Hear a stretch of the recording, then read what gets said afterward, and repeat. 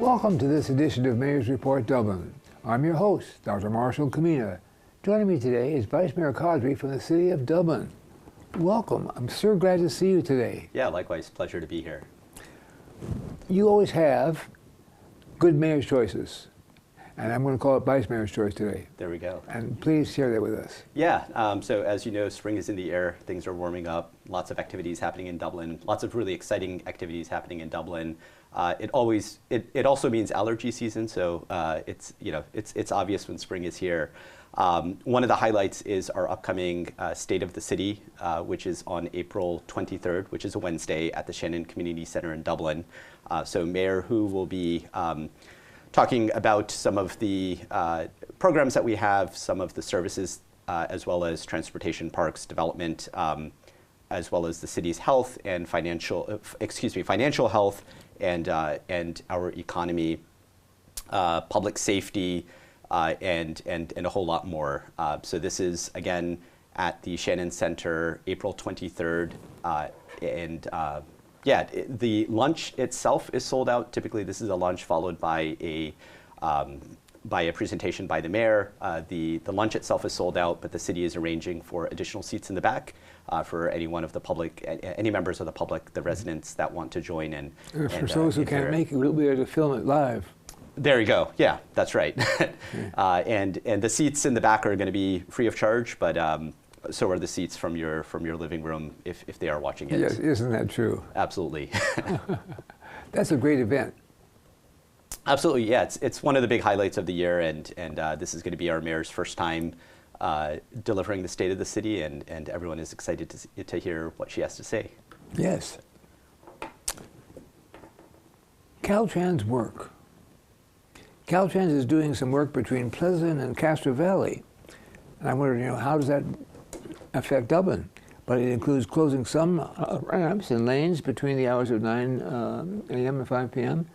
And I wonder if you could tell us more about the project and what they're doing and how long they'll be doing it. Yeah, absolutely. So I would correct you. It's not just some work. It's quite a bit of work that Caltrans are doing. I nearly missed a flight because of the traffic delays.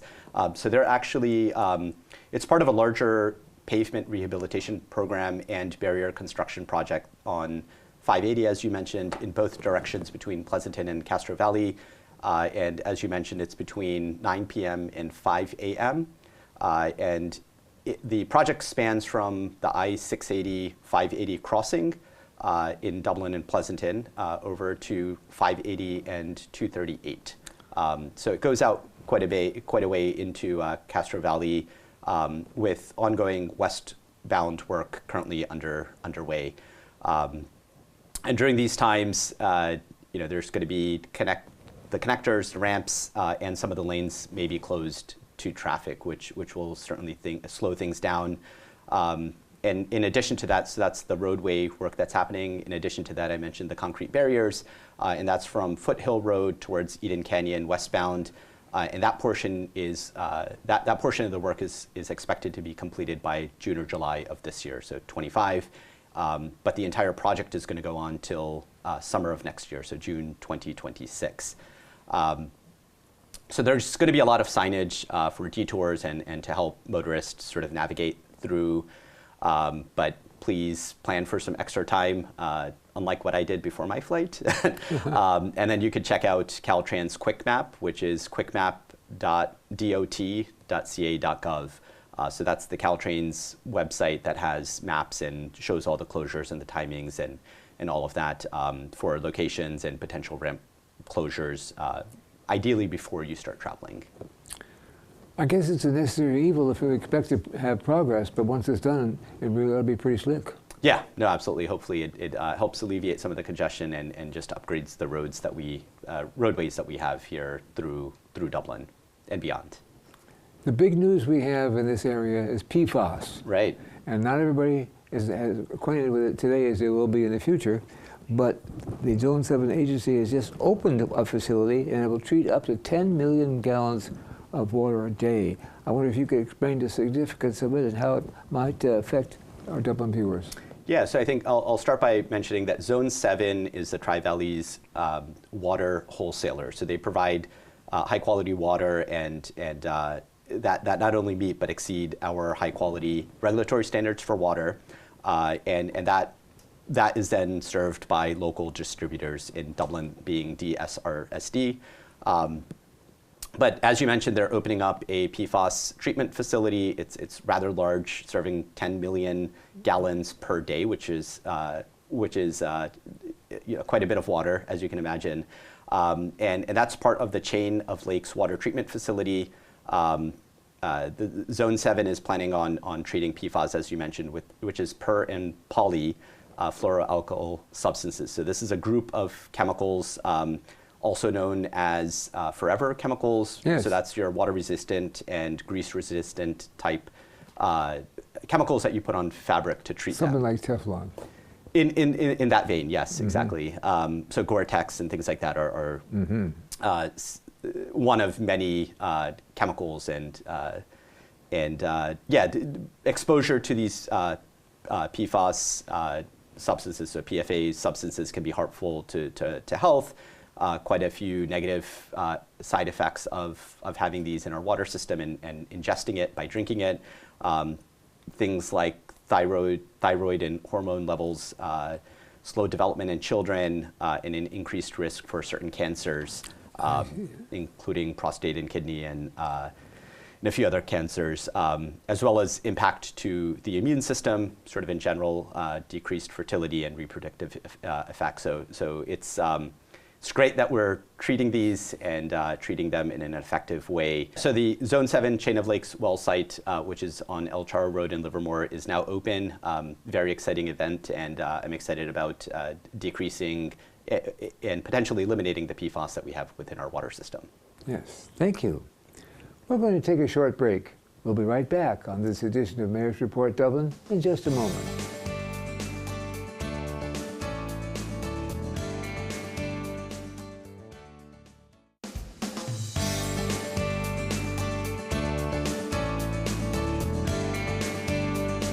Welcome back to this edition of Mayor's Report Dublin. We are here talking with Vice Mayor Cosby from the City of Dublin. The United States of America Cricket Under-19 national women's team has some significance here in Dublin. Will you help us out with that? Yeah, no, this is very exciting. So at our last, a few council meetings ago, so the one held on Tuesday, April 1st, we recognized 5 females from the Tri-Valley who competed in the USA Cricket Under-19 national women's team. So they competed in the U19 Women's World Cup in Malaysia in January and February of this year, and they ended up winning the T20 World Cup America's qualifier in Argentina, competing against Canada and Argentina and Brazil, and that was all in Buenos Aires.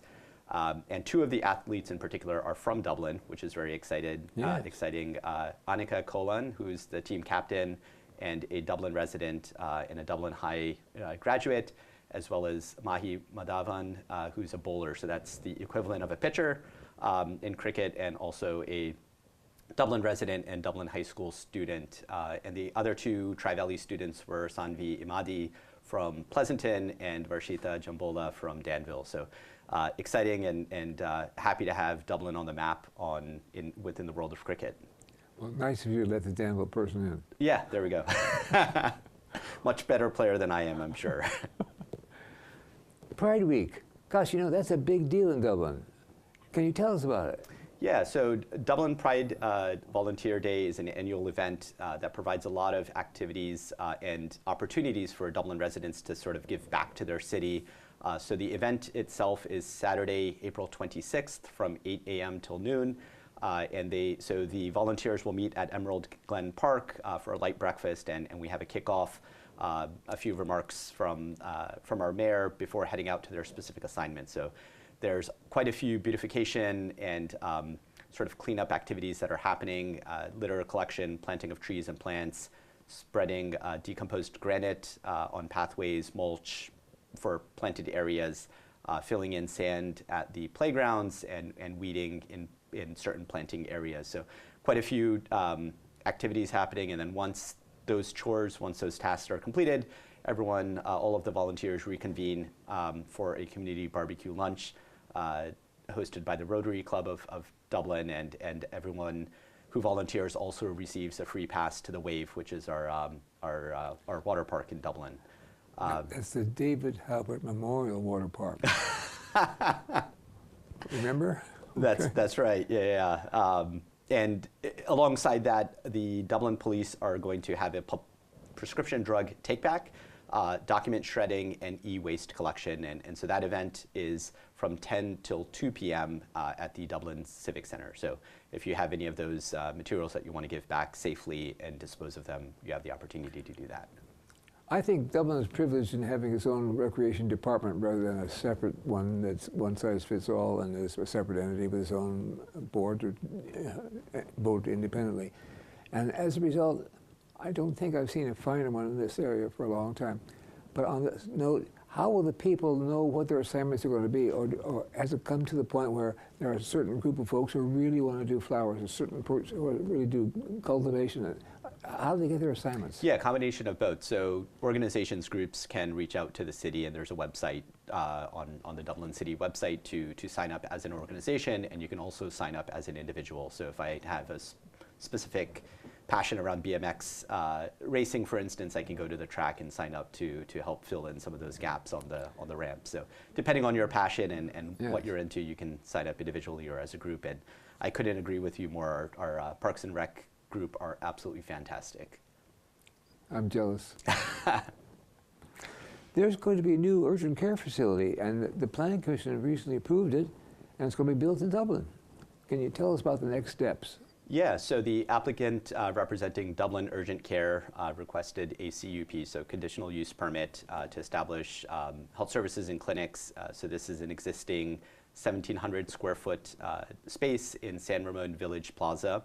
So that's on the corner of San Ramon Road and El Costa Boulevard. And so they're going to have a waiting room, 4 exam rooms, an x-ray room, private office, nurses station, staff room, and a storage area. So there won't be any service vehicles like an ambulance or similar transportation vehicles directly there, but it's going to be nice to have those types of services in that part of town. So excited to see that coming forward. Are there any other upcoming events or announcements that you'd like to tell us about? Yeah, quite a few actually. Good. So I started off with Spring is in the Air, which means a lot of activities are happening, a lot of outdoor activities. The one I'm most excited about is the return of the Dublin Farmers Market. So that's every Thursday evening, starting April 3rd at Emerald Glen Park. And that's going to go on till September 25th. During that, we also have a summer concert series. So that's between June 12th and August 7th.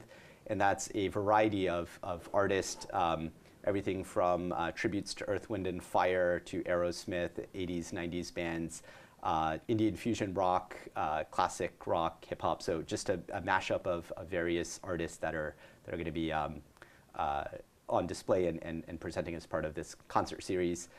We also have our Spring Eggstravaganza, which is Saturday, April 19th at the Dublin Heritage Park. And so children can hunt for eggs and play games, enjoy crafts, arts and crafts, and meet Flopsy and Peter Rabbit. And so there are 3 time slots available, 9 a.m., 10:15 a.m., and 11:30 a.m. And you can go to dublinrecguide.com to register.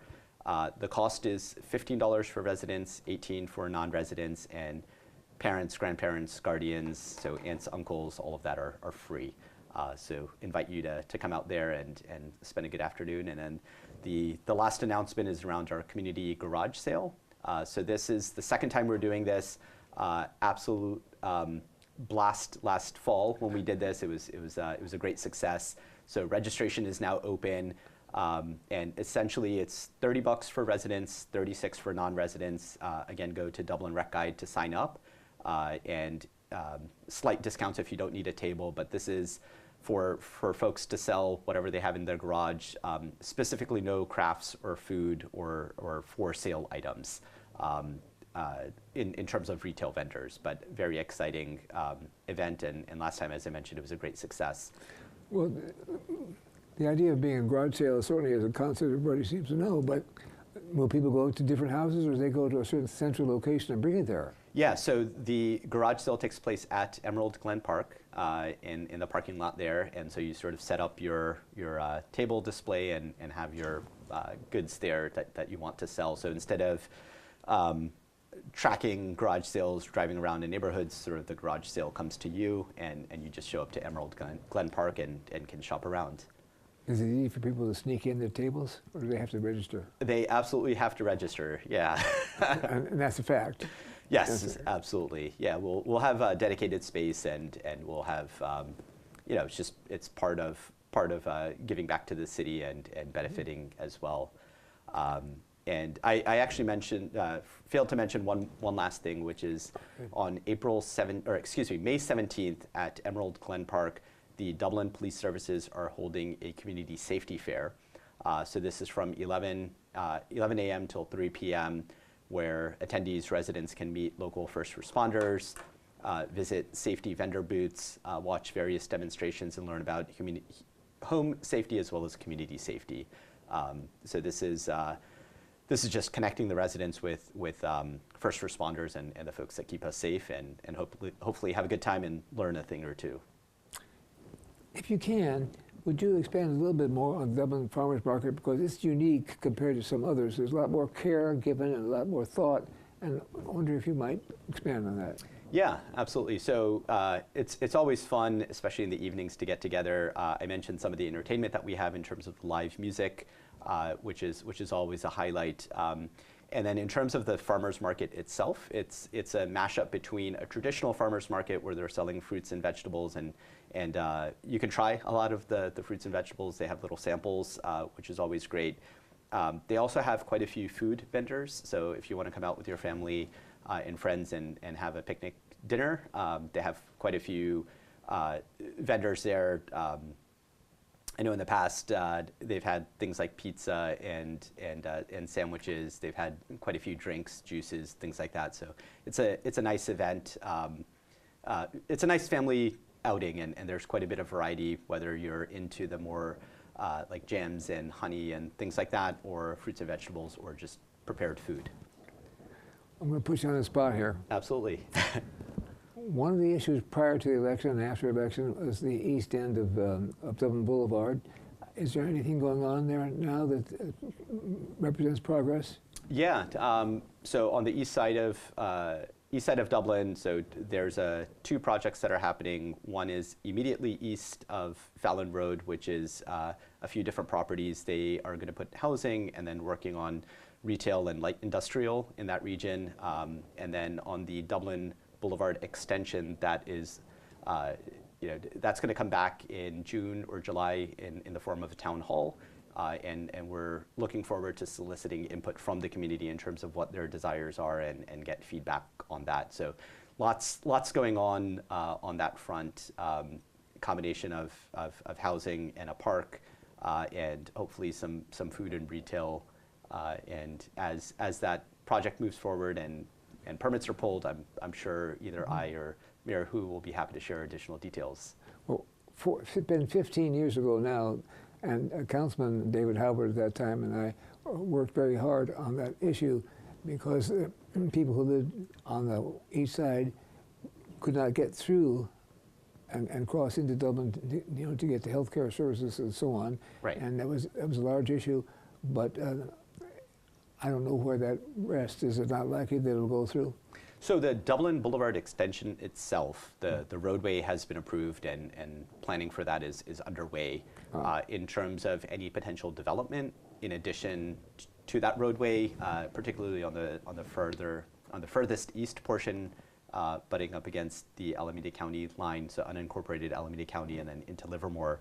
That final stretch is to be determined, and there are lots of conversations happening there, and we'll have a town hall to kind of share updates and solicit feedback. But everything west of that has been approved, and planning is underway. Thank you for letting me interject. I appreciate it very much. Absolutely. And thank you for being here and updating us on all the items that they do such a nice job. I look forward to seeing you here again. Thank you. Thank you for the invite. And thank you for watching this edition of Mayor's Report Dublin. Join us for the next episode right here on Tri-Valley TV. I'm Dr. Marshall Kamina, and I thank you all for joining us.